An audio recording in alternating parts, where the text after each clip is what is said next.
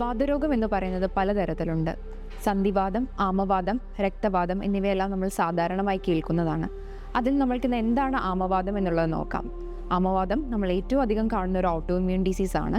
അതായത് ശരീരത്തിൻ്റെ രോഗപ്രതിരോധ ശേഷി നമ്മളെ സന്ധികളെ ആക്രമിക്കുന്ന ഒരു കണ്ടീഷനാണ്. ആമവാതം ഏറ്റവും അധികം കാണുന്ന സ്ത്രീകളിലാണ്. തുടക്കത്തിൽ ചെറിയ സന്ധികളിലെ വേദനയായിട്ടാണ് കാണുന്നത്. പിന്നീട് അത് വലിയ സന്ധികളിലേക്ക് വ്യാപിക്കുന്നു.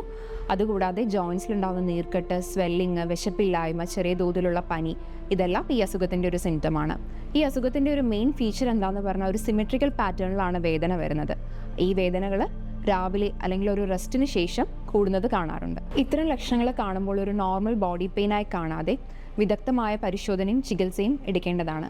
പലതരം ബ്ലഡ് ടെസ്റ്റുകളിലൂടെ ആമവാതം തുടക്കത്തിൽ തന്നെ കണ്ടുപിടിക്കാൻ സാധിക്കുന്നതാണ്. പ്രോപ്പറായി ചികിത്സ നൽകിയില്ലെങ്കിൽ ജോയിൻസിലുണ്ടാകുന്ന ഡീഫോമിറ്റിക്ക് വരെ ഇത് കാരണമാവുന്നുണ്ട്.